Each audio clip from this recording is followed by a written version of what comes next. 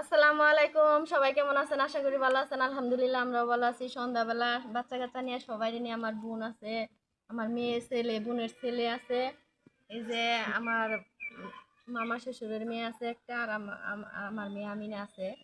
সবাই মিলে একসাথে মুড়ি মাখা খামো। মামিও আছে সাথে, মামিরে আনতাছি না, আমার ছোট বোন আছে, সবাই ওরা ক্যামেরার বাইরে আছে। এখন সুন্দর করে মুড়ি মাখাই নিমু। কি নিছি মুড়ি মাখার মধ্যে? পেঁয়াজ, কাঁচামরিচ, গাজর, শসা আর নিছি আদা, আদা কুচি করে নিছি, সরিষার তেল নিছি, বুট আর বড়া নিছি। এখন সুন্দর করে মাখায় নিমু, সাথেই থাকেন। এখানে যে আদা দিয়া সবকিছু দিয়ে মাখাইয়া তারপরে যে মুড়িটা মাখাইয়া নিমু।